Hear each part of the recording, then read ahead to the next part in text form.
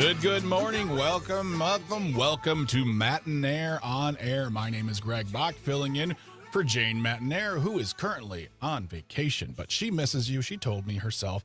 And we want to welcome you to the show today. Absolutely 100% packed. It's going to be fantastic. At 9:35, after the bottom of the hour news break, we welcome Jim Santel, who is a former U.S. attorney, current practicing attorney, knower of things, host of Amicus, a law review, which is available Saturdays on Civic Media. That's where we're at. I took a breath there. I didn't forget. I just took a breath there. 9 a.m. to 11 a.m. every Saturday. He hosts Amicus, a law review, where he gives you a breakdown of everything that's going on that's important in the world of law. He will be joining us at 9:35. And then it's Thursday, Calvin. By the way, Calvin Butenhoff on the board. Sweet Cal B. If you're watching the live stream, he's really trying to hide the fact that he's yawning right now. Calvin, good morning. How are you doing? Good morning, Gregory. I'm doing fantastic. You know, it's Thursday. We almost made it to the end of another week. Yeah. And then we got the holiday weekend coming up. We do indeed. And you called me Gregory, which was very, very odd, but I'll take it. That's fine. That's my name. It's my full name. You can call me that. I'm glad to hear that. I'm glad you're here. I'm glad you're on the buttons, pushing the ones and the twos, and we're going over what's going on the show today at 10:20, about 10:22 today. We're going to have Weather and Wine with Civic Media's meteorologist, Brittany Merlot, award-winning meteorologist, Brittany Merlot will be here with the weather, giving us the breakdown of what's happening for this weekend because we want to, I don't know, we'd like to have nice, good weather. And then, of course, at 10:35, of course, it's Thursday. Of course, it's sports. We're talking to our sports guru, Paul Noonan is here. We're going to be discussing the Brewers. Not as... Calvin, I don't know. We're still doing really well. We still have the best record in baseball. We're still number one, miles ahead of everybody else in the division, but lost some games, a little bit of panic. No need to panic. We're doing well. So Paul is here to quell our woes and our concerns, and also probably talk about some Packers news because preseason is done. They're getting ready for the new season coming up. So he will be here at 10:35. So don't go anywhere. Stay here. We want to have you here. We want to have fun. If you want to get in touch with us, give us a call. Give us a text. It's the same number. It's 855-752-4842. 855-75-CIVIC. That is able to be done on your phone. Or if you get the Civic Media app, you can call or text or leave a voice note directly through the app, and you can get in touch. Or you can be on the live stream right now, like our live streamers. Hello, live streamers. That is on Facebook, YouTube, or the place we still call Twitter. I almost called it X, Calvin. I don't know what X even is. I don't even acknowledge X as a letter in the alphabet. It's TUVW, Twitter, Y, and Z. That's how I look at the alphabet now, Calvin. It's the only right way. All right. So, please join us. We're having a great time today. Really appreciate you being here. Really appreciate you reaching out. And as Roger put on the live stream, a lot of season left. Brewers magic number. That's okay. I'll talk about that with Paul later, the magic number. Stay tuned for that discussion because if you know baseball, you know what the magic number is. And I was a little too afraid to ask that for fear of jinxing something. But that is the magic number the Brewers need to reach a certain goal, and that goal will be talked about with Paul Noonan and the second hour at 10:35. So stick around for Matenaer On Air for that one. But I wanted to open up with what happened yesterday in Minneapolis. Tragedy hit in Minneapolis yesterday. Robin W. Westman is the gunman who opened fired and killed 2 children and injured 17 others. This is coming by way of the New York Times.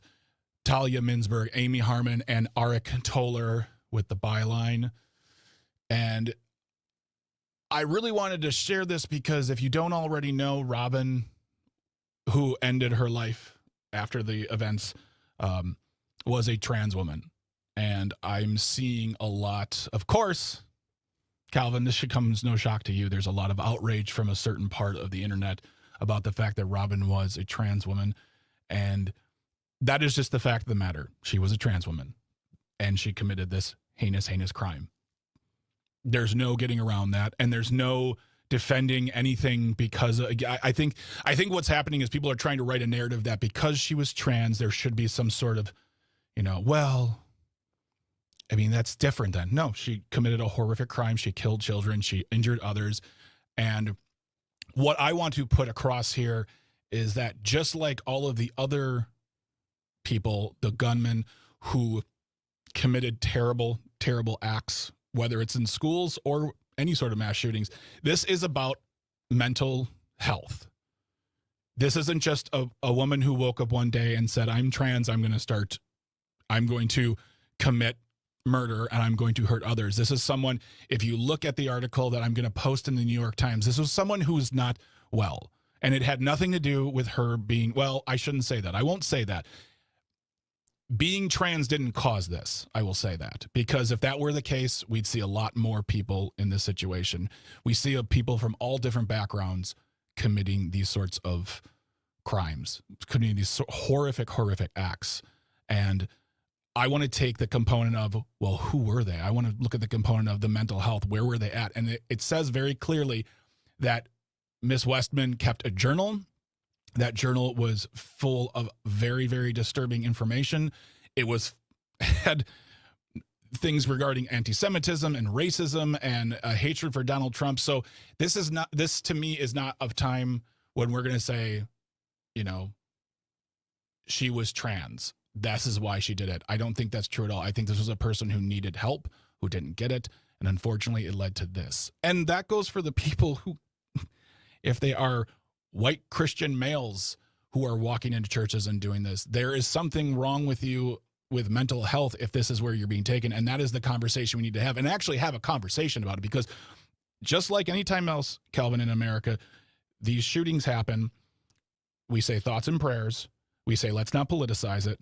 Then we say it's about mental health, and then nothing happens. We don't allocate monies, either federally or state, for mental health.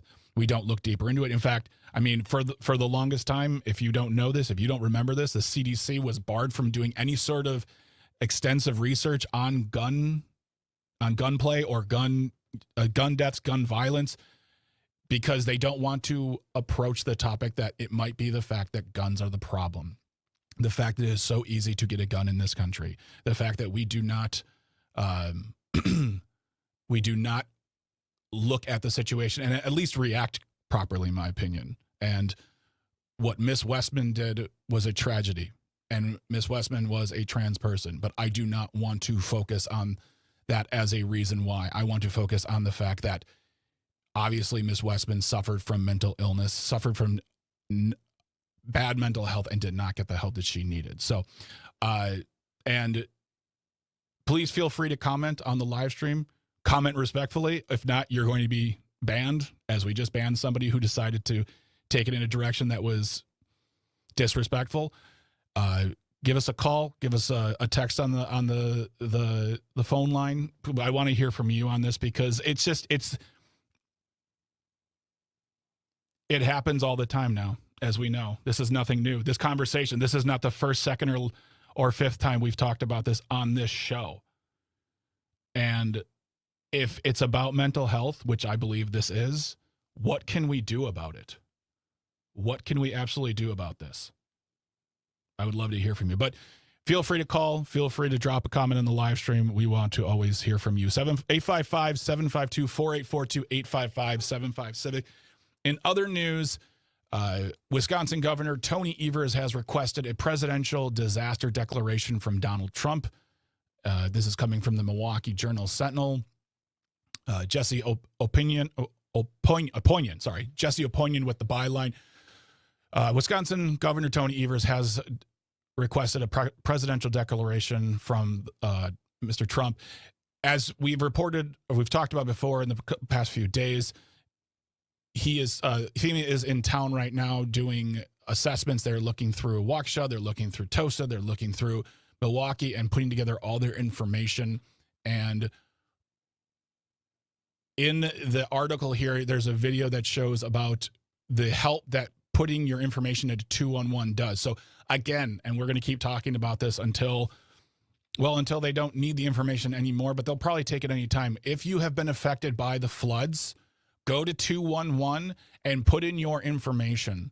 Tell them what has happened to you, whether it's your property, whether it's your car, no matter how you've been affected. If you've been affected by the flood, go to 211 and you can put in your information. That helps FEMA. That helps state research a lot. And they actually say in the video that they assess the damage through the reports they get, plus also knocking at doors. You might get a knock on your door if you live in the affected areas. You might not. If you do not worry. It does not mean they're like skipping over you or that you might not get help if there are funds to be distributed. But they have a plan on how they assess the damage, and it is through boots on the ground right now, knocking on doors, talking to people, and also assessing through 211. So if you've been affected, go to 211, put in your report. You can call. I'm assuming it'll probably be very busy. You can also do it online. Very simple. It makes it a lot easier. I know that Jane has talked about this. She put her information into 211 as well. Very easy, and then was able to get along with her day. And we also spoke earlier this week that FEMA, speaking of FEMA staffers wrote a letter of warning to Donald Trump saying that the actions being taken by the administration to cut funding, to cut resources to other states when they're being affected by natural disasters, such in the case of Wisconsin, such in the case of Arkansas, North Carolina, and Texas, and California, that when we do this with FEMA, that we are at risk, as they say, of a Katrina-level disaster. About 180 employees wrote onto the letter. We've talked about this from the Washington Post, and I wanted to give you an update on that if you haven't heard, but FEMA employees have been placed on leave after criticizing the Trump administration in an open letter. NBC News reporting this yesterday. It seems like when you speak up, even in defense of the people, democracy, the process, you could call it the bureaucracy, but the process of FEMA, there will be consequences. At least 21 federal emergency management agencies employees have been put on administrative leave after they signed an open letter criticizing the Trump administration's disaster preparedness and response capabilities. That's coming from the article by Laura Strickler and Rebecca Shabad. Coletta Delawalo, who is also the executive director of the group Stand Up for Science, said Wednesday that the two of the employees who were placed on leave were working in the Kerr County, Texas, during the ongoing response to the devastating floods in July. They learned that they were placed on leave. So it turns out in the Trump administration, if you speak up on behalf of the people, but it doesn't go with what Donald Trump likes, you will be placed on leave and possibly fired, because that is just the way it goes. If you don't stand up for Donald Trump, you don't stand up at all. And that is where we're at. And that's where we're going to keep going.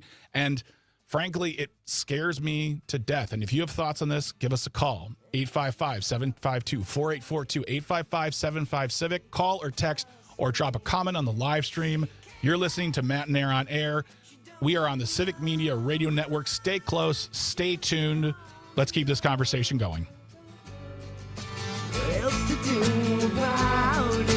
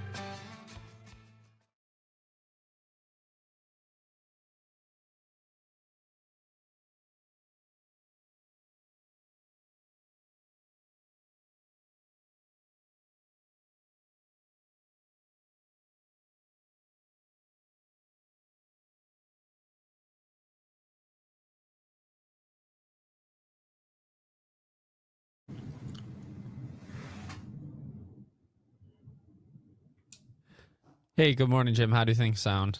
Calvin, how are you? You sound great. I'm in a different venue, as you know, this morning. So my question is, how do I sound? You're sounding pretty good. Wonderful. I'm not on your regular mic this morning, so I think we're good. So Okay. let me know if you have any problems there, and I'll just hang tight for about 15 more minutes or so. If for some reason the Wi-Fi or whatever pops out, just call us right away on the studio line. I will do that. I should be secure here. I'm coming to you from a government office, but you know how government is, right? I was going to say, So, what's more secure than the government, yeah, Jim? you know, I just I'm getting some social security information for both of you, by the way. I don't know where that's coming from, but I know a lot of things about both you and Calvin now that I never knew 10 minutes ago. So Well, anyway, I'll stop. All right. We'll talk to you in a little bit, Jim. We'll Thank see you you in very just much. a little while. Thanks. All right.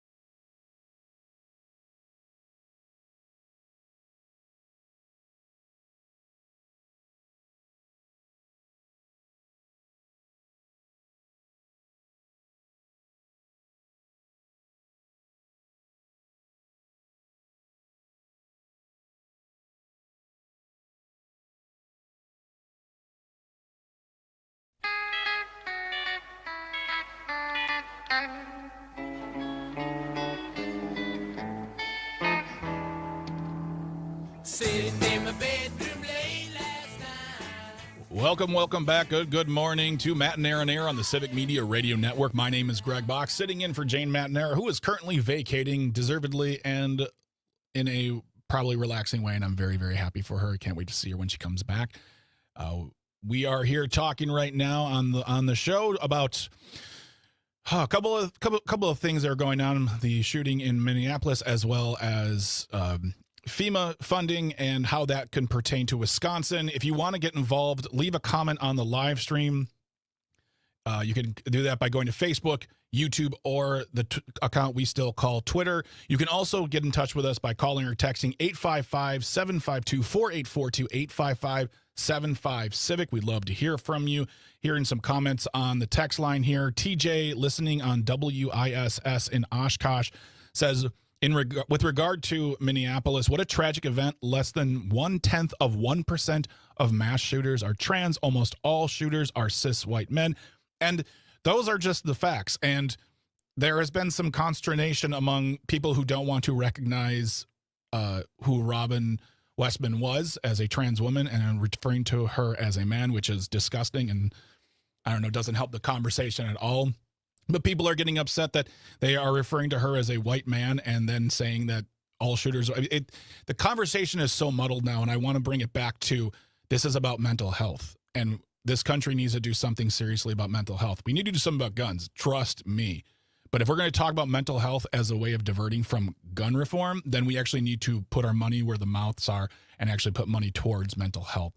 We can't do that when we're also defunding 988 suicide emergency hotlines for trans and queer kids. So that's just another comment. Lee in Racine, listening on WAUK, says, this is a weak analogy, but nonetheless, it might make sense to people with flooding. If there is water leaking into your basement, you need to correct the condition that causes the leak. You may need to build up the ground around your foundation or repair the cracks in the foundation.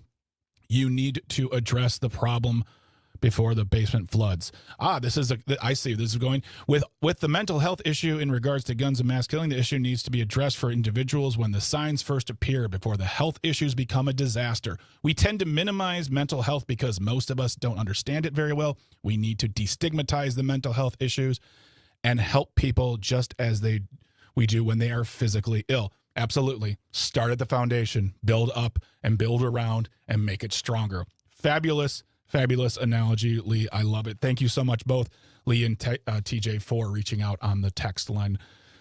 Always love hearing from you guys. Yeah, it's a frustrating conversation to have, Calvin. I'm sure you've listened to me and Jane talk about it. If you're listening or reading the news, we discuss it all the time. It is mental health. It is access to guns, and that is a discussion that we also currently have. But this to me feels like a mental health issue. If you read the New York Times article, and I will post it in the show notes, This was someone who was deeply disturbed and needed help and either wasn't reached or couldn't be reached, but that is the conversation. And we need to have leaders in Washington, in Madison, in our local areas. We need to actually do something about this. So Jim from Brookfield, listening on WAUK, said, Greg, you state the trans aspect of the Minnesota shooting well. Thank you very much. I appreciate that. The focus should not be on the fact that the shooter was trans, but why there aren't more red laws in places to prevent these tragedies. There are often many red flag laws prior to shooting, no matter what or who the person is. Yes, if we do something about it ahead of time, it's about being proactive, not being reactive. But in this state of matter, in the United States of America, with as many shootings as we have, it seems like we're always going to be reactive. But we're not reacting at all. We do the same thing every time. It happens. It's a tragedy. We've lost lives. Children are gone. People are injured. We talk about what we should do. We are talking. I do not have the power to legislate. I can call my legislators, my representatives. You can do that by going to myvote.wi.gov and telling them what you think about this and telling them what you want to see happen. But ultimately, we're putting our, I don't want to say trust because I don't trust some of these individuals, but we put our belief and we allow the power to some people to represent us and do something about it. And if they're not doing it, we need to look at options. We need to look at who is out there who's going to run to actually be the will and the voice of the people, because that is representative democracy, and that's how it's done. Unless you want to run yourself. Kelvin, do you want to run for office? You know, I thought about it one day in the past, but I think I've realized that it's not quite for me. All right. Well, I was going to say I'd run your campaign if you want, but I guess if you don't want to run. But yeah, I mean, that is the thing, is you can go to myvote.wi.gov. Look up who represents you by putting your information in there. It will give you everyone from the president down to the dog catcher if you still vote for them. And you can call them, you can write them, you can visit them if they give office hours. We always ask that you be respectful when you do that. If you're calling, you're not going to be talking to the representative. You're going to be talking to an aide or an intern. But we want you to be respectful, but be honest. Tell them what you think of things like this. Because, yes, it was in Minneapolis.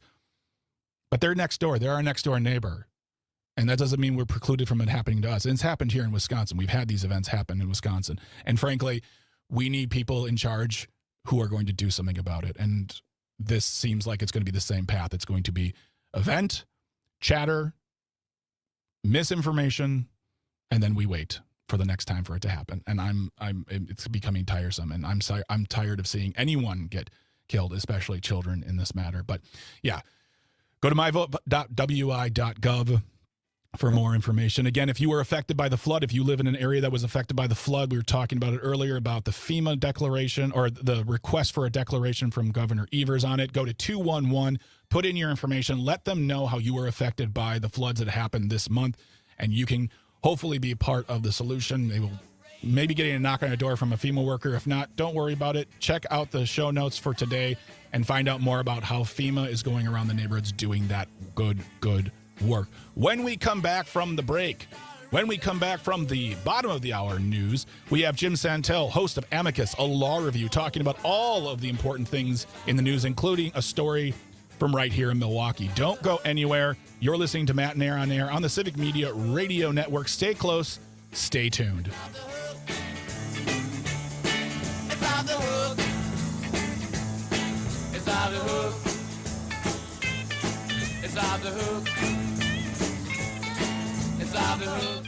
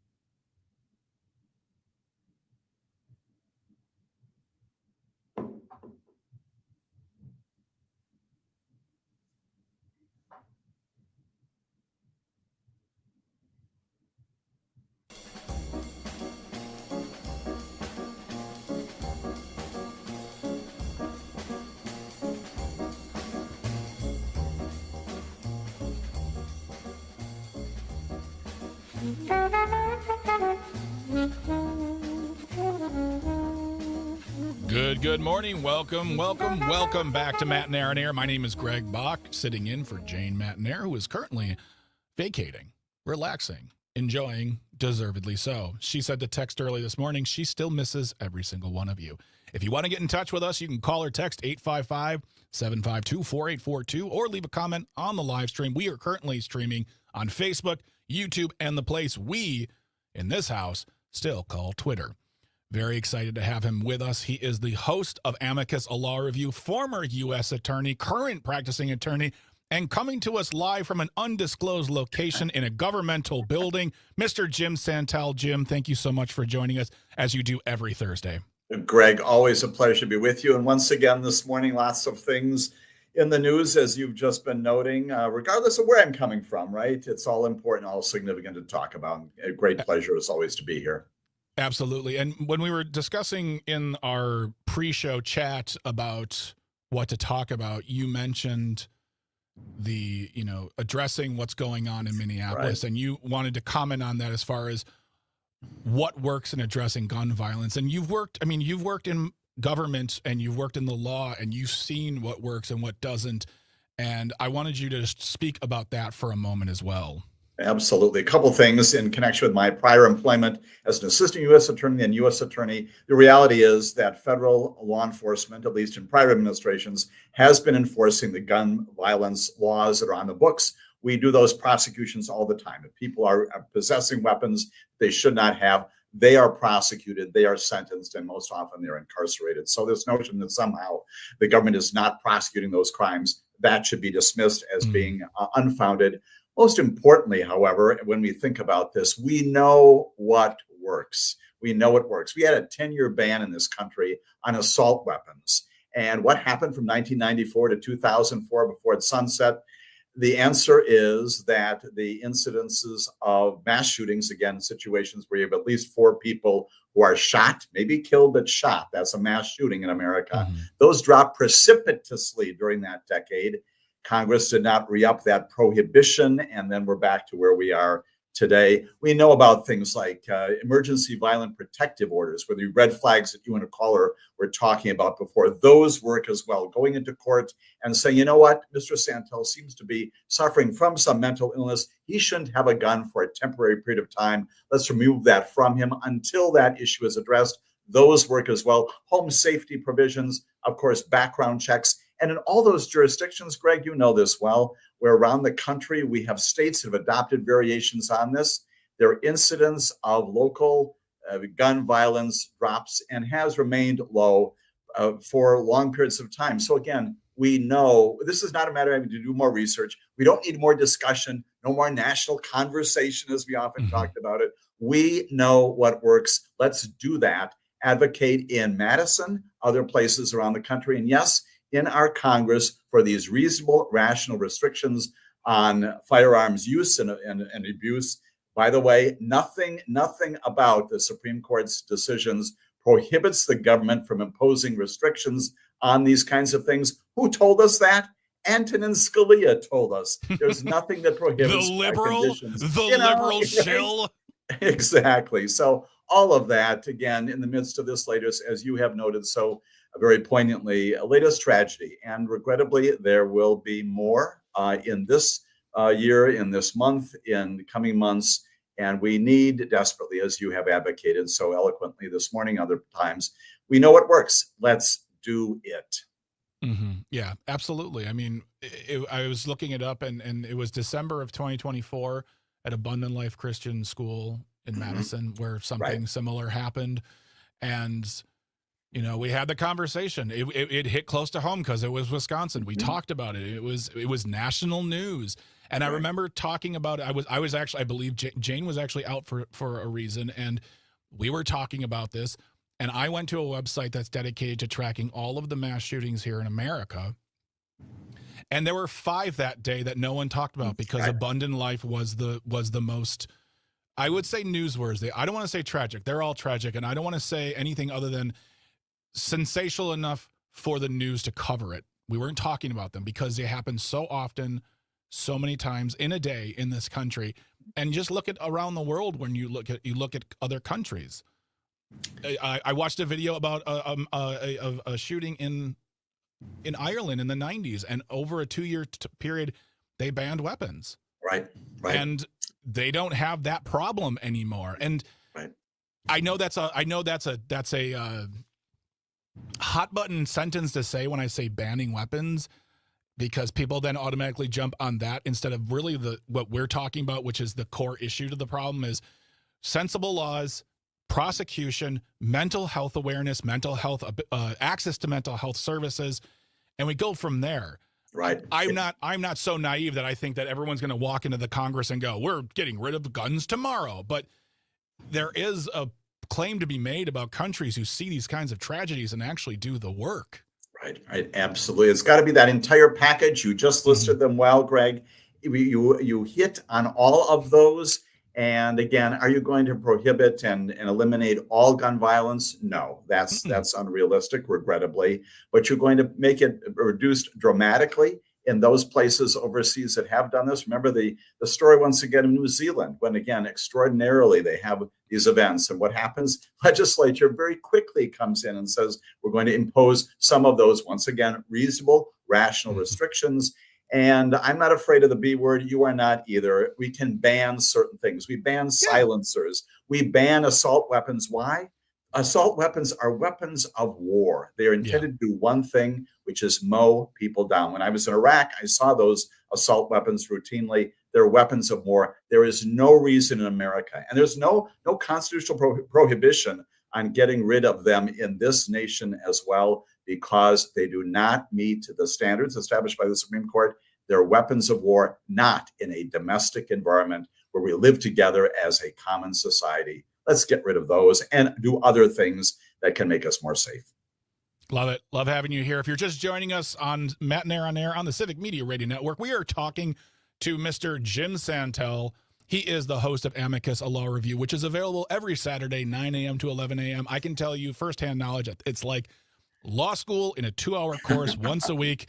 You get a lot of information. It's great to listen to. And if you can't catch it live, you can go to civicmedia.us/shows, download episodes, subscribe to it as a podcast. I'm just telling you, listen to the show. He's here every Thursday to talk about what's going on in the news with regard to law and something very close to home. I know we've been talking a lot about Jeffrey Epstein in the past few weeks, but there have been some developments in the Judge Dugan case out of Milwaukee. Jim, can you give us a little rundown of what happened and what came out of the courts this week? Yeah, absolutely. This is important. Again, Hannah Dugan charged in a federal indictment, basically with undermining the conduct of one of our federal agencies. We all know the alleged story there and the indictment that she's facing.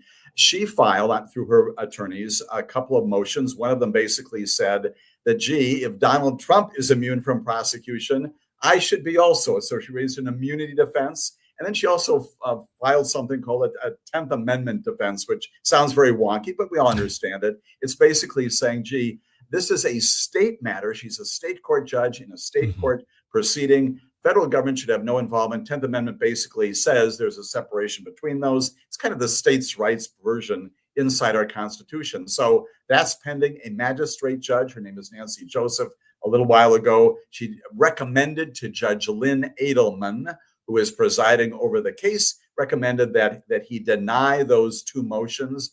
And sure enough, just early this week, Judge Edelman adopted that. And here's what he said. He said there's no basis for granting immunity simply because some of the allegations in the indictment, again, the charging document against Hannah Dugan, describe conduct that could be considered part of the judge's job. He puts that in quotes.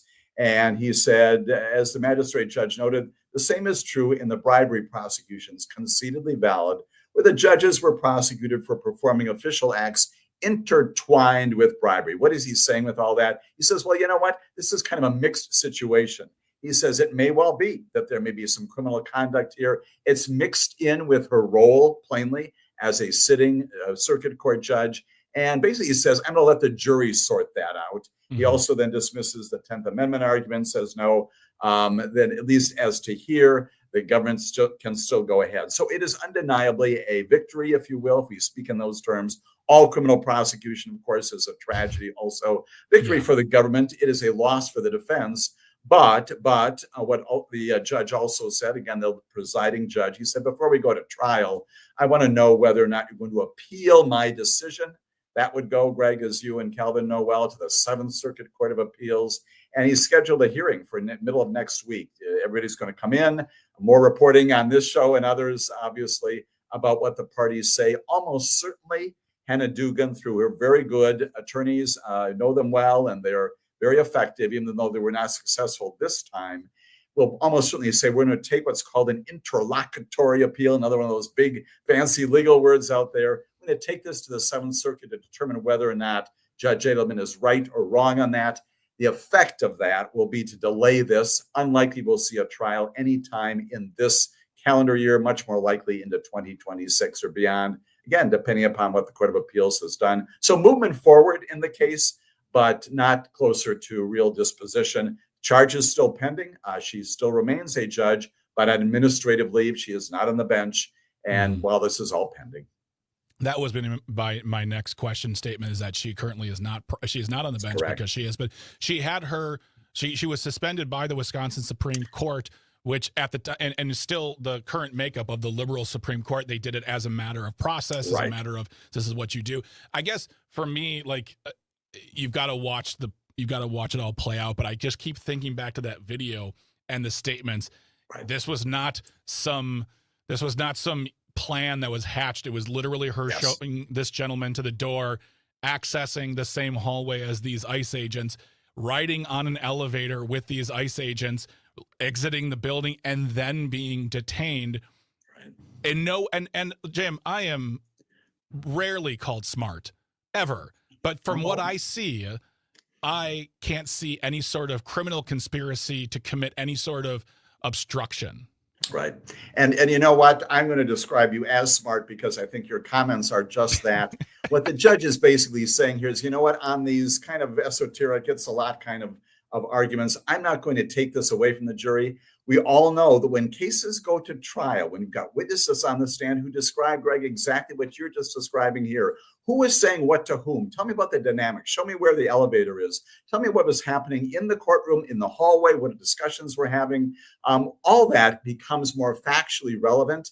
And basically the judge is saying, I want the jury to decide that, to sort this out.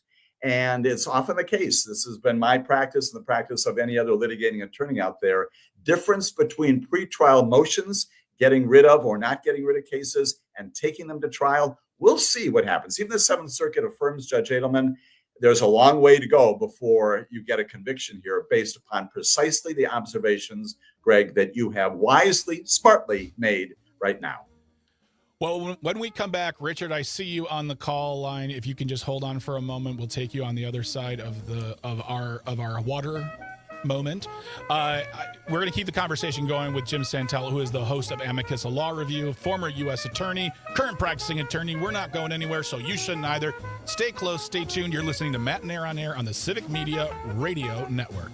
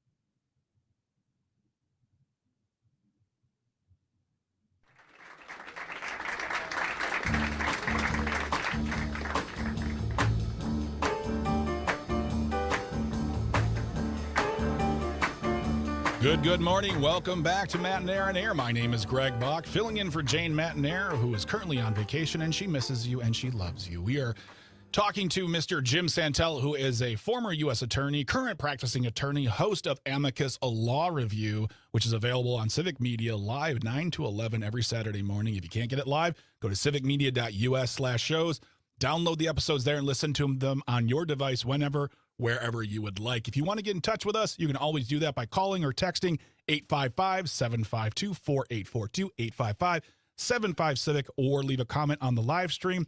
We are currently streaming on Facebook, YouTube, and what used to be and is still Twitter, because we don't call it by that new name. Talking to Jim about everything going on in Milwaukee with Judge Hannah Dugan, some information coming out about the latest steps in the case to, I would say, get rid of her. But before we do that, I want to get to the call line. Richard from Waukesha has been very patient. Richard, what say you about this morning? Well, I've been listening to the discussion of the shooting, and I'm wondering if I'm off track here or not, but did anybody ever think of the fact that, you know, when we had the situation with smoking cigarettes on TV, Mm-hmm. and they stopped it? Yeah. Is there a problem possibly with the shooting, with all of this gaming, with shooting participation and this television and movie situations? Do you think there's some kind of connection with some of these people with their mental health? I mean, well, with regard to the individuals themselves, I'm first of all, not a doctor. Don't even play one on TV, Richard. Thank you so much for the question. It's a conversation that's been had for a long time, Jim. I'm sure you've seen it in the courtrooms. Absolutely. Does our gun culture influence our violence? And I personally, this is just me, I don't speak for Jim, Calvin, Civic Media, or anybody, but to me, it seems like gun culture will affect those who are suffering from mental illnesses, possibly. I watch movies that glorify violence. I read books that glorify violence. I've played video games that glorify violence. I do not feel I'm a violent person. I do not feel inspired by that media to do anything. It's a very nuanced conversation, Richard. Jim, what are your thoughts? I agree with you, right? And it is the difference between observing those things, sometimes listening to those things, and recognizing what you just said, Greg, which is all of that is made up, right? It's not real.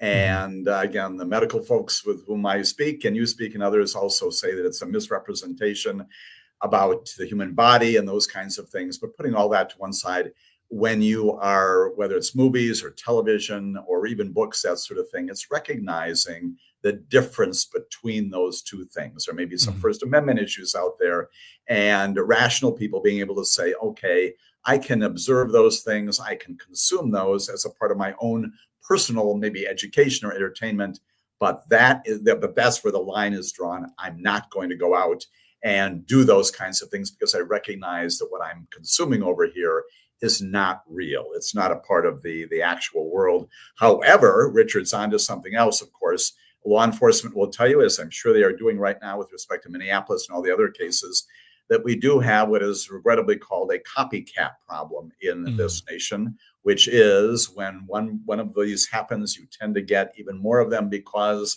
for some reason, once again, it prompts people to think, oh, that's a solution to my problems. It happened there. Maybe I should do that.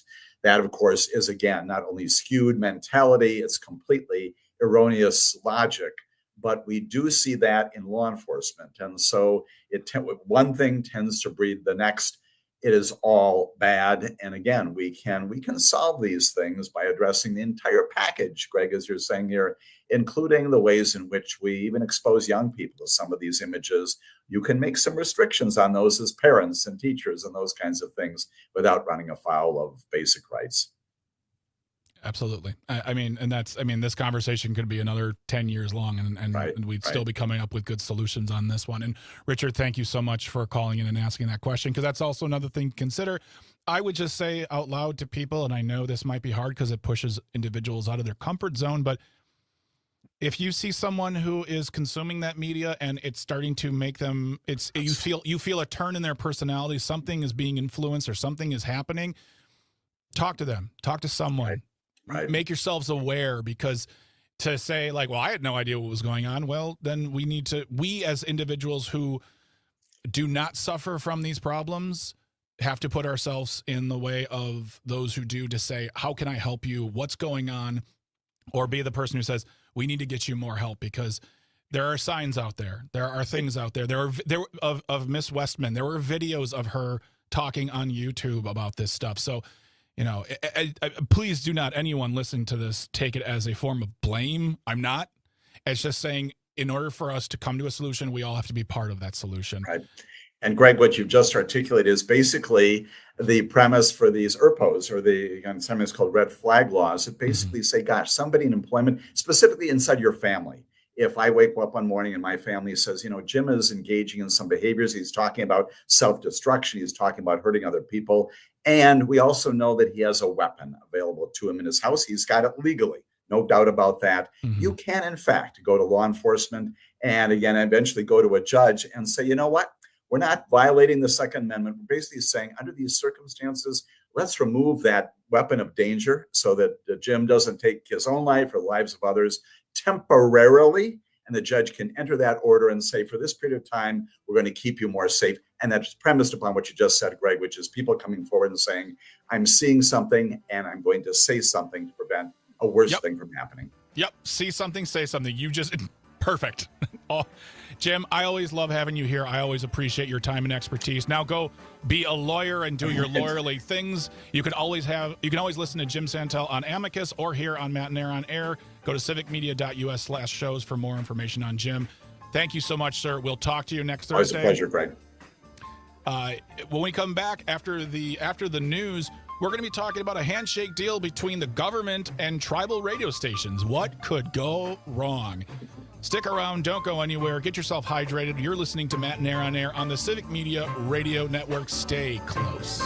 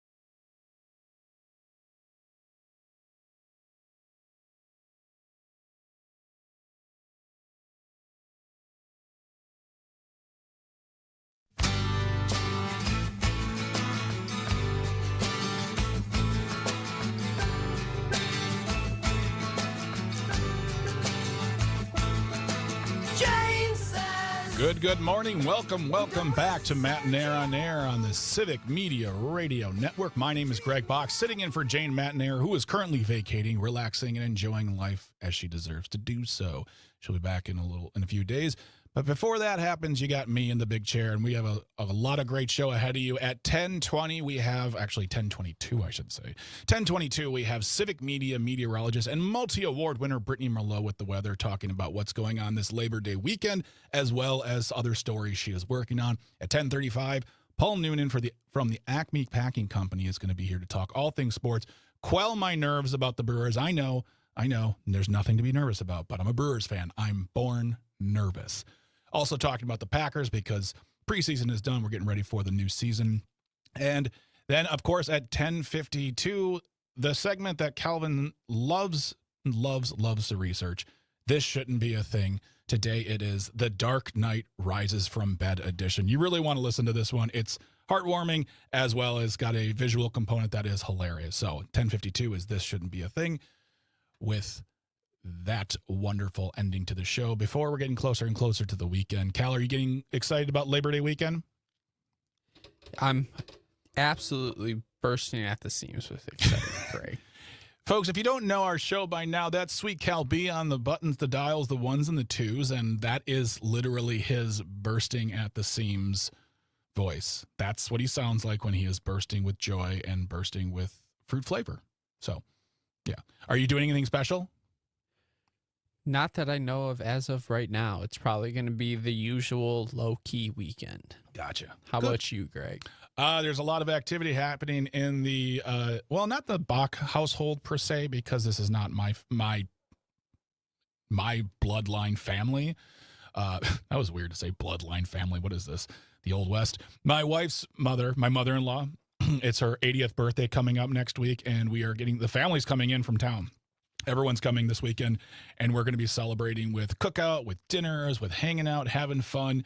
So there's going to be a lot going on, but it'll be fun. It'll be a good time. And then I believe Monday we'll all be off recovering, maybe going to a Brewers game. I don't know yet. But, that's going to be my Labor Day weekend. I'd love to hear what's going on with you for Labor Day this weekend. We could talk more about that also tomorrow because it's Friday. And today's Thursday. I feel like today's Friday, Calvin. It just feels like today's Friday. I don't know if it's because I'm just very vibrant and happy to be alive today, but it just feels like Friday. But we'd love to hear about what's going on for you this weekend. If you want to know what's going on today on Civic Media, there's a lot happening. After us from 11 to 2 is Tom Hartman bringing us some great information, great news, great songs. A lot of songs happening on the Tom Hartman Show. And then at 2 p.m.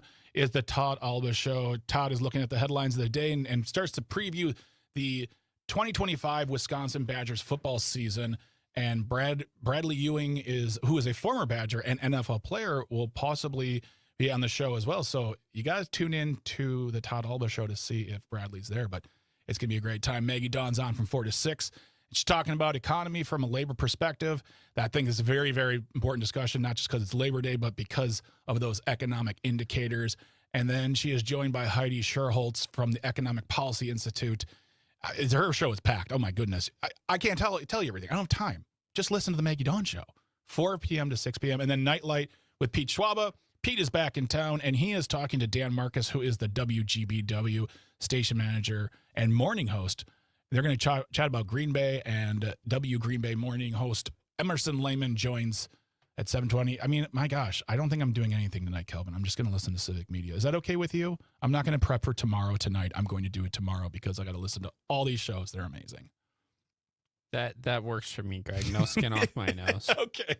Glad I have both your endorsement and permission. But yeah, all those shows are great. And after Pete's done, there are still wonderful shows. There's Rational Revolution. There's Native Roots Radio. Civic Media has everything you need. Not only that, but great music as well. And you can access that by getting the Civic Media app in your life. It is absolutely free. Download it from the Apple or Google Play Store, put it on your device, and you can listen to us anywhere in the world. And when I say anywhere in the world, Calvin, I mean it. We have gotten text messages from Germany, from Vienna, from New Zealand, from all over, telling us that they're taking that time out of their day to listen to us, and we 1,000% appreciate it. So you can always take us on the go, listen to the talk stations, listen to music, but doing that by getting the Civic Media app in your life. Want to talk about this really quick? This came across my email this morning. Unfortunately, we couldn't make it work with a guest. It was very last minute, but that's just how it works sometimes. If you live in the La Crosse area and you have time at noon, this is happening at noon today in La Crosse at Copeland Park. There is going to be a protest held by the La Crosse County Dems. They are protesting Vice President J.D. Vance's visit to La Crosse. Just coming from the press release that was given to us. Thank you, Haley King. Today, the La Crosse County Dems will hold a protest in response to Vice President J.D. Vance's visit to La Crosse.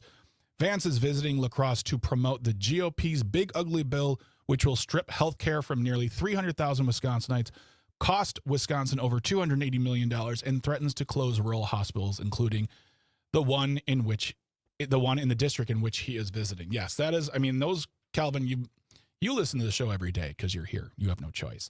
That's something we talk about every time we have a point to discuss the big bill for billionaires, the big blah, blah, blah bill, whatever you want to call it, maybe something less FCC compliant. But the knock-on effects and the absolutely devastating aftermath that's going to be this bill on Wisconsin, specifically on rural Wisconsin. Closure of hospitals, pulling people off of health care, stripping Social Security, knocking down SNAP by many, many nickels, no matter what Derek Van Orton will tell us. It's not one nickel that will be saved. It will be many nickels that will be lost because of this bill. Not to mention, and something I'm going to talk about in a moment here, is the defunding of the Corporation for Public Broadcasting. They are going to be closing either this month, I believe it's next month, they'll be closing their doors.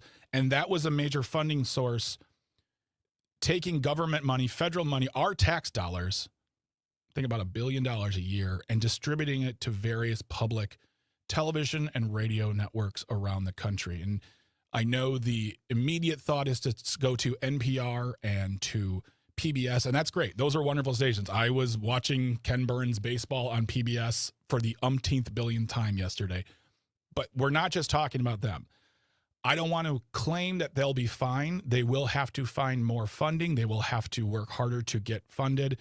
But those are national broadcasting systems. Those are national brand labels. People know them. I'm talking about public broadcasting that is maybe not connected to either the two entities. I'm talking about local stations here in Wisconsin. I'm talking about local stations in other states where you find your free news information as far as public broadcasting goes. And one of the things we talked about, I believe it was last week, we talked to Robert Pilot, speaking of Native Roots Radio, which is on 8 p.m. to 9 p.m. on Civic Media at Monday through Friday, talking about the closure of the Corporation for Public Broadcasting and its effects. And one of the big effects on that will be on tribal stations. And if I'm not mistaken, in Wisconsin, there is only one tribal station in there, and I believe it's OBJ. I might have that wrong. Let me just look that up real quick. I should have gotten that before. But WOJB, that's right. That comes out of, that is serving the Lac Courte Oreilles Band and Lake Superior, Chippewa. The station's ability to operate is currently in jeopardy due to budget cuts because of the closure of the Corporation for Public Broadcasting. We had Robert on the show to talk about this. And if you listen on Labor Day, we're going to be doing a special new/curated best of show for you. We are going to include our interview with Robert Pilot, talking about the fact that the closure of the public broadcasting, the closure of the Corporation for Public Broadcasting, it will affect NPR and PBS. It will have a greater effect on public broadcasting, not affiliated with those corporations, but it's going to have a huge effect on tribal radio stations. And in the Wisconsin Examiner, yesterday, Jennifer Shute with the byline, tribal radio stations wait on $9 million pledged in congressional handshake deal. Handshake. Not written down, not legislated, not passed, not discussed. Handshake deal. The tribal radio stations that are supposed to receive millions to fill the hole created when Congress eliminated funding for the Corporation for Public Broadcasting haven't heard anything from the Trump administration about when it will send the money or how the grants will be received.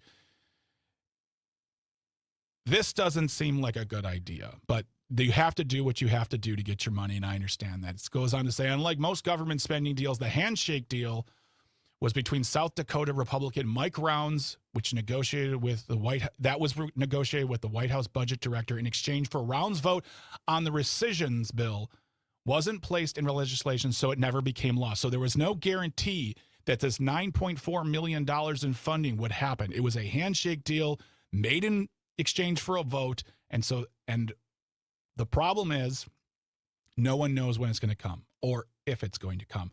Loris Taylor is the president and CEO of Native Public Media, who, by the way, I reached out to this morning to see if she or someone from Native Public Media would come to the show. They are a network of more than 60 broadcast stations headquartered in Arizona. She has written to Rounds, Congressman Rounds, as well as the Bureau of Indian Affairs, which is a part of the Department of the Interior, about the handshake deal in July. Calvin, we're headed steer clear towards September, and she has not heard back from anyone. She says, I can't place my expectations on something that hasn't been concretely shared with the stations. And so all I can say is that our expectations are to raise money for the stations to make sure they have operational dollars for fiscal year 2026. And that's exactly what we're placing our focus upon. That is from Loris Taylor, who is the president and CEO of Native Public Media. And I'm telling all of you this because I want you to reach out to your representatives. Now, it's not Mike Rounds. He does not represent us. That is South Dakota. But you can talk to your representatives by going to myvote.wi.gov. Tell them how important it is that public broadcasting stay funded, stay available, because it has effects. Not having this information has effects in the communities, especially the rural communities, especially in tribal communities. It's important to have the funding for this. We also spoke to Kate Riley, who is the president and CEO of America's Public Television Stations. She talked to us about this and said that this is not a right-left thing. This is about funding the broadcasting that gets to the people. This is not about profit. This is not about glitz and glamour. This is not about the 24-hour news networks. This is about giving people in their communities the news they need, including things like the weather.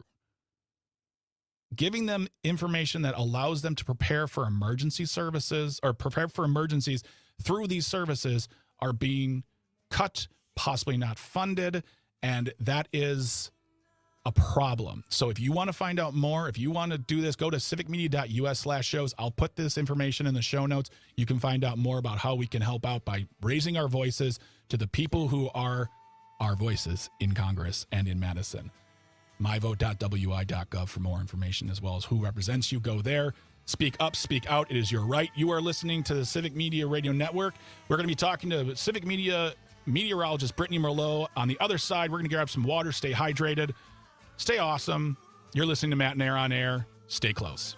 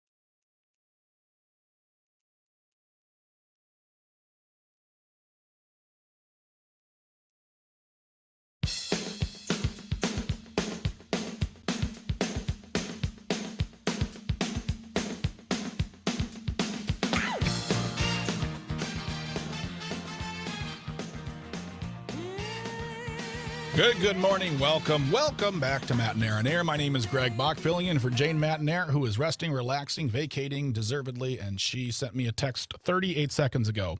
I still miss and love all of you. See, she's staying in touch. It's great. It's wonderful.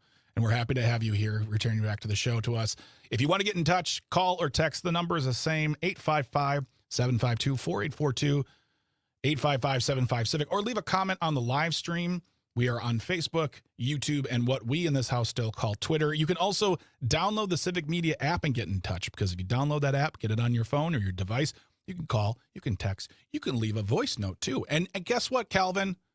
They don't even have to leave a voice note if they like us, because we've gotten plenty of voice notes telling us how wonderfully wrong we are. And I love it. I listen to them. They make me happy. They help me go to sleep. It's like ASMR, but for haters. So get the Civic Media app, text us, call us, do what you'd like. We'd love to hear from you. We love your support.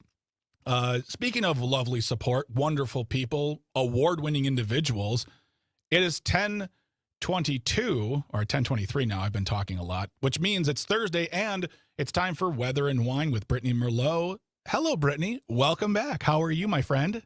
Hey, Greg. I'm doing pretty good. Not too much whining about the weather these days. Oh, yeah. Okay. I know you're an award winner, and I know that you deserve. I should, I've been told by your writer here. Let me get your writer here. It says, don't look Brittany directly in the eyes. Don't ever call her Brittany on the air. Refer to her as the award-winning meteorologist, Brittany the Merlot. But I want to start here. It was like 1,000 degrees on a Monday, and then Tuesday it's 58 degrees. What's up? Oh, yeah. Well, fall's here. Didn't you know? Got here early. So we just have to deal with it now. What animal do we look at for that one? I know for the groundhog, that's spring, but what is it like, like a I don't know, a weasel or a ferret? There needs to be one. I don't know. If there is one, let me know. I will monitor it as well. Okay. All right. Well, I mean, it was nice to open the windows up. It actually helped with sleeping. It helped with just, yes. Air conditioning is nice, but there is something to be said about cool, fresh air running through the house and just kind of invigorating the vibe. But yeah, so, I mean, that's where we're heading, right? Are we there, or is it about seeing maybe some hotter temperatures coming down the road? So I was looking at the extended forecast. Now, as we go into this weekend, Labor Day weekend, we are going to warm things up by Sunday and Monday, feeling more muggy, a bit more summery out there. I mean, upper 70s, low 80s are still going to be hit. But then we do have another system moving in, another cold front on Wednesday next week, which is going to push us right back down again. So as we go into next weekend, it looks below average still. And of course, NOAA and the outlook for the extended forecast is still putting us below average. Mm-hmm. Plus, the La Nina watch that I was talking about last week still out. So, I mean, I think fall might just be here earlier, but I am still seeing 80-degree temperatures sneaking in. I do not see 90s in the future. But, okay. I mean, we have seen 90 degrees sneak in November before. Anything can happen. Oh no! I mean, it's Wisconsin. Yeah. It could be raining locusts in 20 minutes. I'd be like, hey, it's Wisconsin. Now, one of the things we've got a frost advisory too tonight. It was Wisconsin. What? Speaking of, yeah, way up north, Ashland, Iron, Vilas counties, they're going to be dropping to about 32, 35 degrees tonight in summer. Frost advisory out. It's beginning to look a lot like Christmas. I mean, literally, we have less than 4 months of shopping days left before Christmas. So sorry, didn't mean to put that anxiety on the listeners right now, but it's just the truth. That's how time marches on. One of the things you wanted to also talk about, and I just want to get this correct in the verbiage, you said big waves on the lake and rip currents. Yes. Okay. So I love tracking the waves on the Great Lakes, and right now they are rocking. I mean, we're looking at 7-8 foot waves in the middle of the lake, and those currents are getting pretty strong by the coasts. So stay away from the water if you can today. Big waves. But if you are going to be out there, take the safety and precautions to stay safe. All right. Wear that life jacket. Don't try to look cool. Stay safe. I don't think I've ever heard anyone say that life jacket doesn't make me look cool. Although I don't have a lot of experience on boats, so I really can't tell you. But yeah, I would wear a life jacket. And I've felt that way before, so that's why I preach it. I want the tan. I don't want this life jacket on. But then when you think about when emergency happens and it's not near you, on you, you can't really get to it. So I wear it every time. Rock the tan lines. And this is a situation in which the live stream is very important, because if you look at Brittany, you can tell that tanning is something that could happen for her versus me, who I have to wear essentially SPF flannel shirt amount of sunscreen. Yeah, right. And I still manage to burn indoors. So really, I don't think a life jacket's going to hinder or help my look of feeling cool. But yeah, you're a cool person. You've won awards. So anything else we need to know before we get out of here for the day? I just wanted to say that there's this really, really cool device that I just found out about. I'm doing a story on it, and it's a worldwide search and rescue satellite-aided tracking system. I thought this was just for, like a black box for plane crashes or big disasters. No, you can actually get a personal one. So if you're headed out this weekend into the woods, out boating, doing something in remote areas, this is the fastest way to get emergency rescue help. They'll know exactly where you are. It's some pretty cool stuff. So I just wanted to throw that out there before people go out and adventure this weekend or play in the water, that there is something we can have with us to help just in case. And you're writing a story about that, you said? Yep. It'll And be you'll be on our able to website and everything later today with all the information. But it's a pretty cool thing. Yeah. All right. Well, you can go to civicmedia.us/news for that information. There's all sorts of great news, weather, sports, entertainment, Wisconsin, and politics. civicmedia.us/news. Brittany, thank you so much for being here today. I love talking to you during Weather and Wine, and I wish you nothing but warm weather and the most fashionable of life jackets. Thank you so much. Hey, I'm rocking the flannel right now. Flannel watch across Wisconsin. All right, folks, don't go anywhere, because after the news, we are going to be welcoming Paul Noonan to the show to talk everything sports, Brewers, Packers, what's going on. Don't go anywhere. Get some water. Stay hydrated. You're awesome and amazing. And you're also listening to Matenaer On Air on the Civic Media Radio Network. Stay close.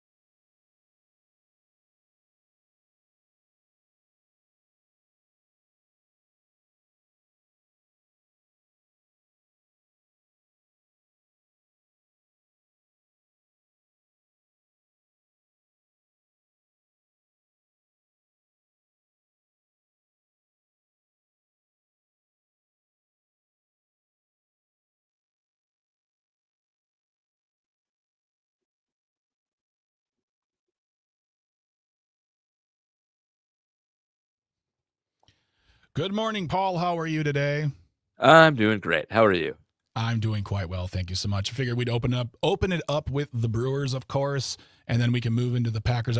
Basically what you were writing about today. That sounds good. Honestly, there weren't a lot of surprises on the Packers, so that's probably the way to do it. And then also, is there any place in talking about, because someone mentioned it on the live stream, talking about the magic number? That's what. Okay, yeah. So we can talk about it. JR is the magic number expert. Okay. Honestly, I go to him for magic number stuff. Well, then I will mention that we will talk about it more next week, because I mean, I still feel like that might be a little too soon, but it's there, it exists, but it's still in the low to mid 20s. So I mean, we're not really down to magic number points yet and scoreboard watching yet. I mean, they have a good lead, but there's a lot of season left for a 6.5 game lead. So Can I ask you during the show? Can I ask you a super wonky question about baseball analytics? Yeah, totally. About run differentials. Yes, absolutely. Okay, great. Thank you. All right, cool. We come back in 2 minutes. All right, cool. Yeah.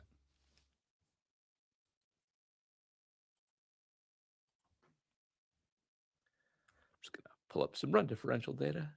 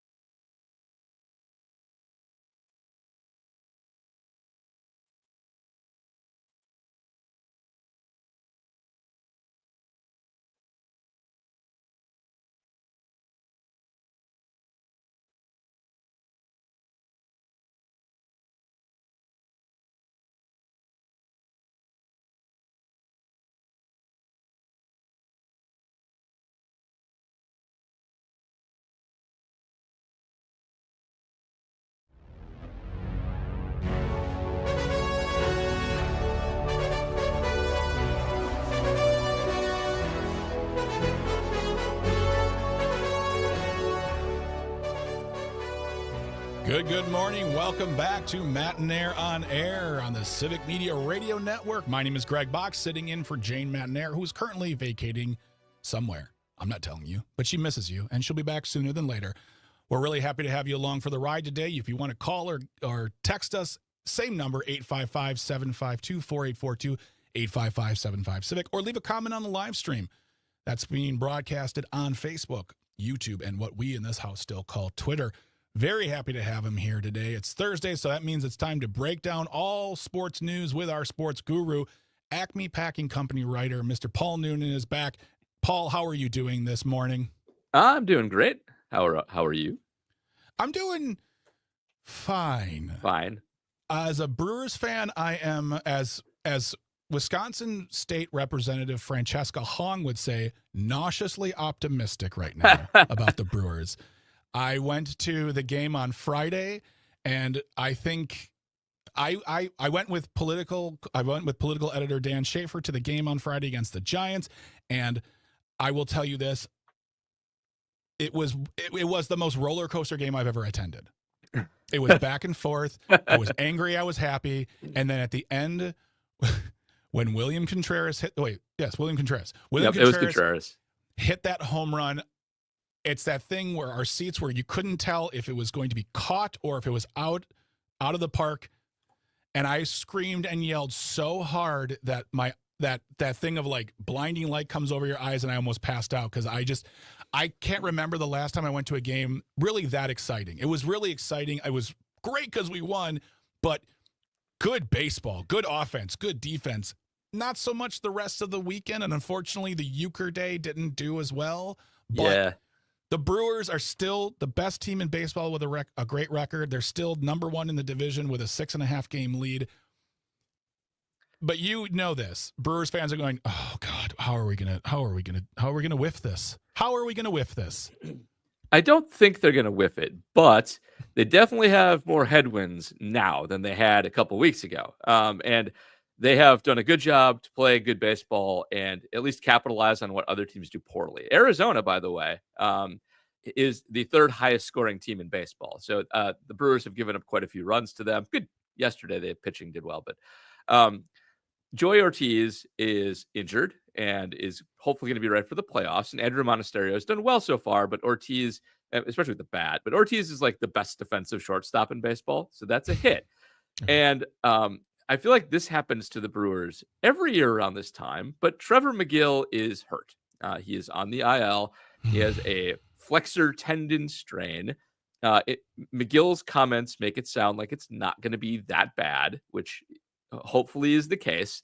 But it's never good to lose your closer going into the last month of the season. Like we have Devin Williams punching walls. We have Josh Hader getting hurt and traded. Like it'd be nice if they just had this remain healthy. It's worth noting McGill has actually been touched up a little bit going into this. So I think it's been probably bugging him for a little bit.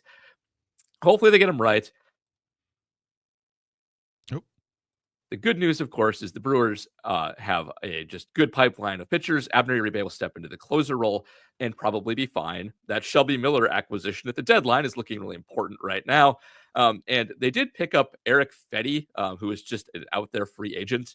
Hopefully they can turn him in. So a few years ago, Eric Fetty actually had a really good year for the terrible White Sox team. He was the best player on the worst White Sox team of all time that last year. And actually, their trade deadline, their big move to get some prospects, they moved Fetty, but he's been terrible since then. He has like a 5.6 ERA.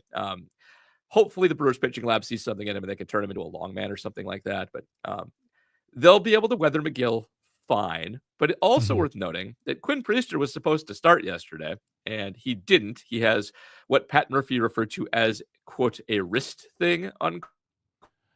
God, I love Pat Murphy's descriptions. They did put him on the IL, so he's probably okay. But their pitching depth is being tested a little bit. So for all you pessimists out there, that's the kind of thing that might jump up and get them.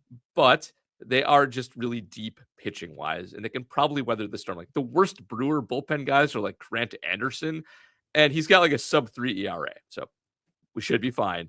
But, they're banged up. They're more banged up than they have been for quite a while. Fortunately, the Cubs lost last night. So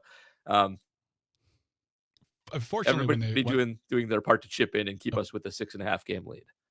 Yeah. Fortunately for me, I'm always happy when they lose. But that's just me. I have no ill will. Just saying, please keep losing the Cubs. So I want to, okay. So, and for me, you and J.R. Radcliffe have done a great job for me as a Brewers fan to keep my feet grounded in reality.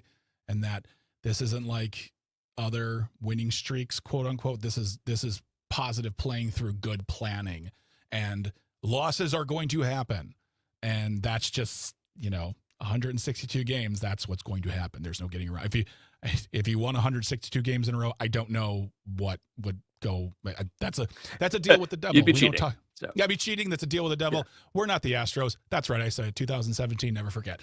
But I wanted to talk to you really quick, Paul, because you brought this up before, and we're always talking about a lot in sports, and I wanted to break something down really quick with you because this is something that's kind of always escaped my brain as a baseball fan. But please explain to me what run differentials are and how important they are, because I know that you and JR and other friends of mine who really know baseball talk about this, get excited about it.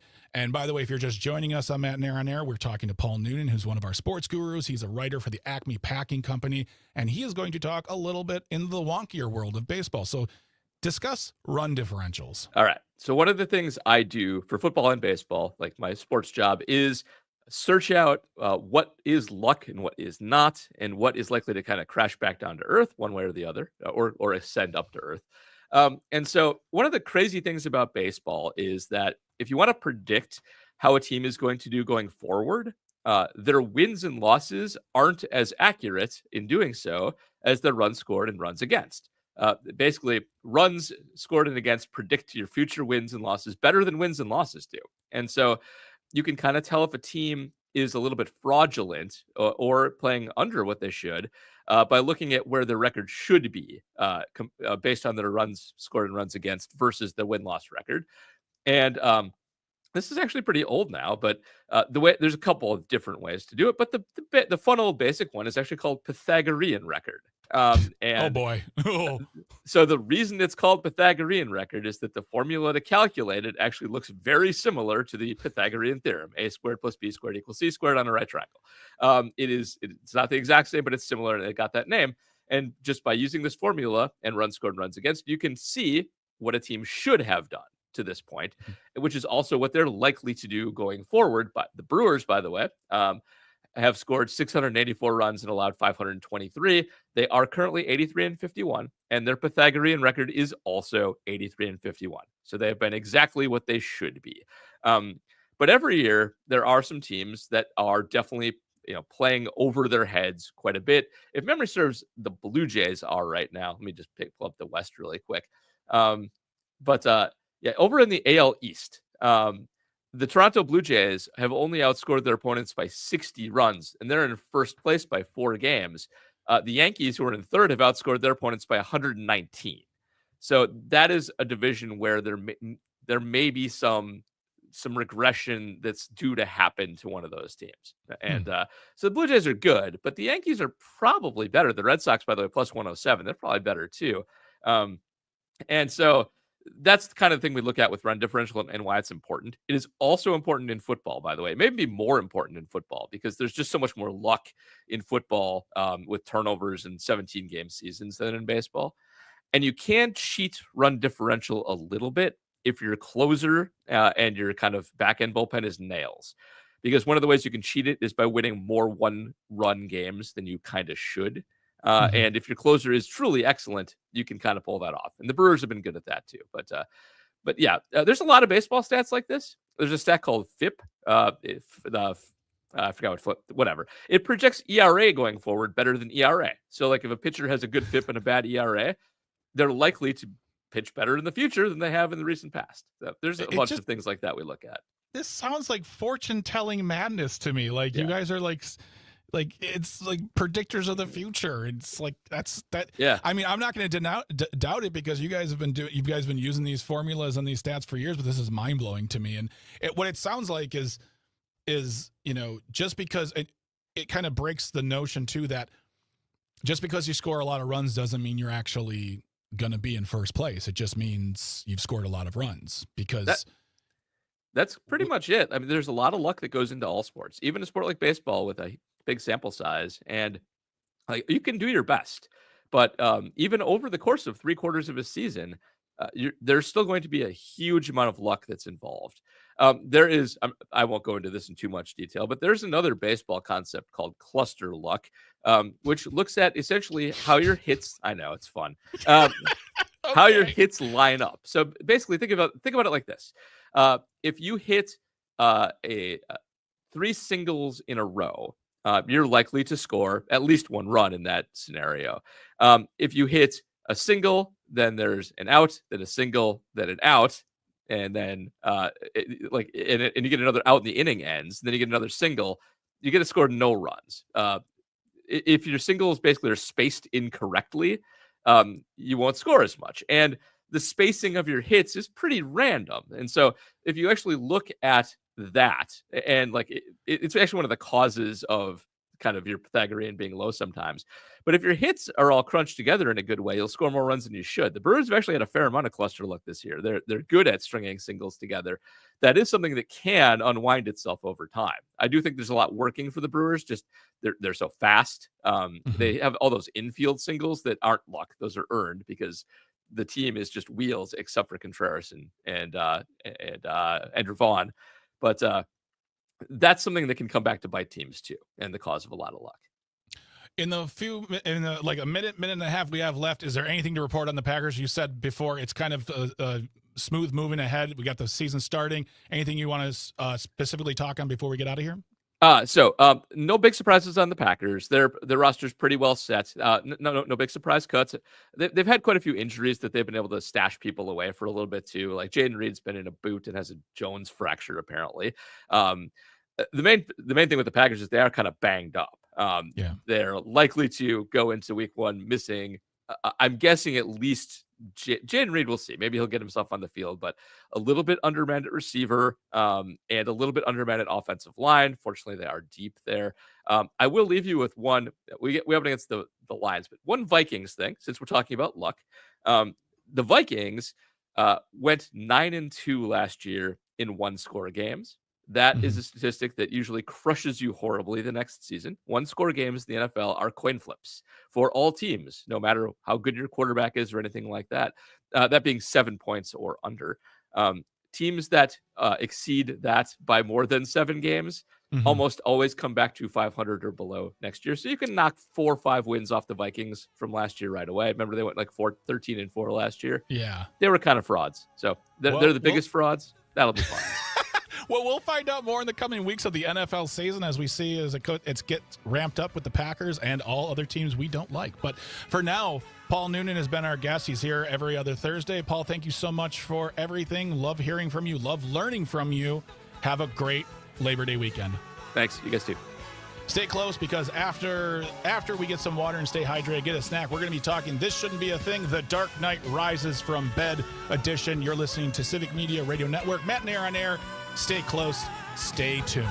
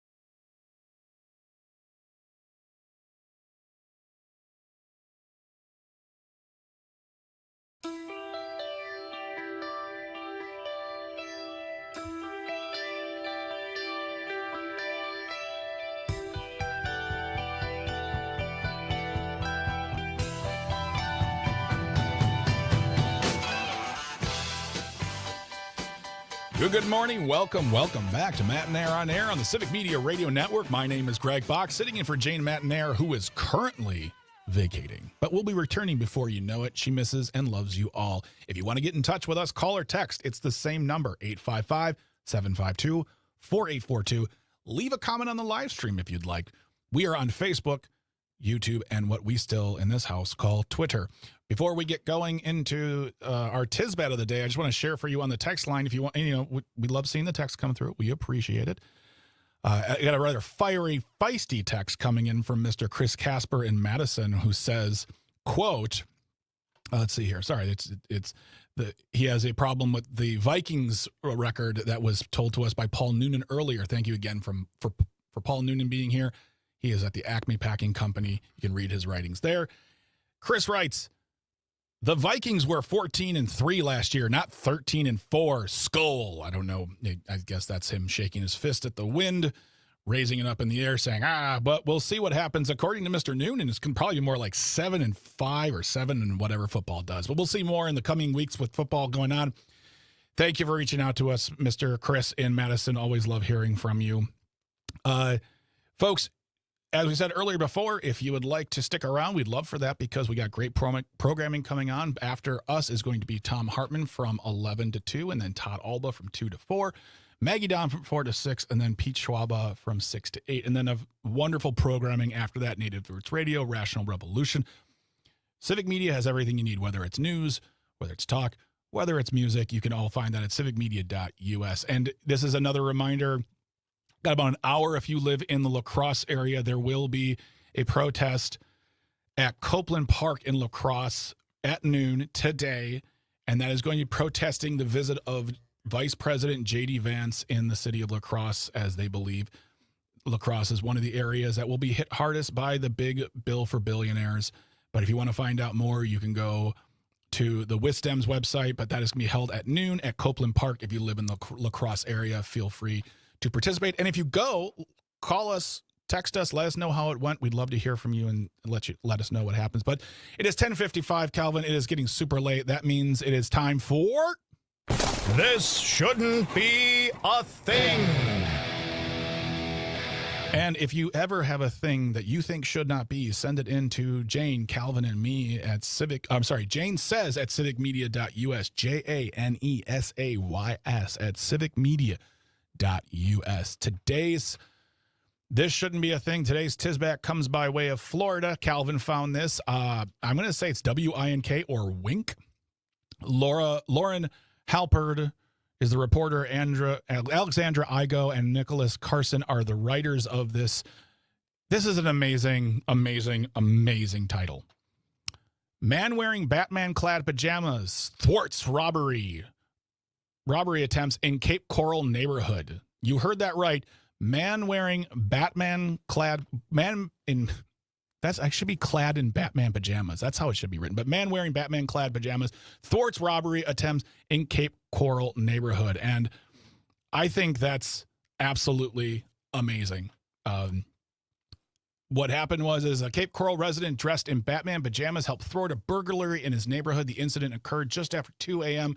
on Wednesday when police say 20-year-old Justin Schimple broke into several vehicles and a garage, stealing items like sunglasses, cash, and gift cards. Kyle Myvet is the neighbor who intervened. He said, "I knew for some reason I should have worn that particular outfit."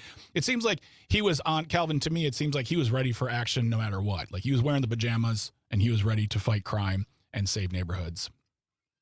The Dark Knight never sleeps, Greg. The Dark Knight never, or at least he's comfy when he takes a nap. Because if you go to the link, which will be on the live stream, it will be on the show notes, you're going to see a picture of Mr. Myvet in his pajamas, and they're not like, they look like a Batman outfit. They look like hey, let's take the Batman outfit, make it in fabric, and sell it to adults. I would wear one. I would really fight hard not to try to fight crime in my neighborhood. But he goes on to say, "I just grabbed him by the shirt and then by his wrist, and I just told him, hey, it's in your best interest to sit down and comply. In the light of integrity, it's not in me to just stand there and be a coward when I see something that needs to be done." Police showed up very quickly, they said, and it was commented by Lisa Greenberg, who is from the Cape Coral Police Department. I would never go as far as to encourage people to always do something like this because every circumstance is different. It's just a prime example of what we can do if we all work together as a community. And now you might be asking yourself, Calvin, listeners, why is this shouldn't be a thing? What shouldn't be a thing? And because I wanted to talk about this because a man dressed up in Batman pajamas thwarted crime, I just want to say the crime shouldn't be the thing. Mr. Schimple, I hope you learned your lesson. I hope you get things in order and do your thing. But I want to just send some praise to Mr. Myvet in Florida. And honestly, Calvin, it's about time Florida got a win. Yeah, it's rare that the Florida man could be a positive, but in this one, this Florida man did a good thing. This Florida man did a great thing, I would say. And we say thank you, Mr. Myvet, and thank you for protecting your community. And we will send the light up into the sky if we ever need you again. But for now, that wraps up another edition of This Shouldn't Be a Thing. I'm going to thank Calvin. I'm going to thank our engineers, and I'm going to thank our traffic department for making everything go smoothly. Without you, as Jane says, nothing works at all. And I want to thank the callers, the texters, the listeners, everyone who's participated, everyone who's just putting their ear to the radio, giving us your time. Without you, there is no us, and we appreciate you.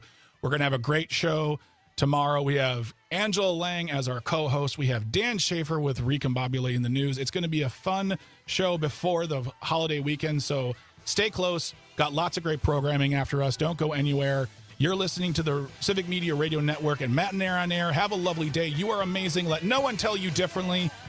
Stay hydrated. Stay awesome. Have a good day.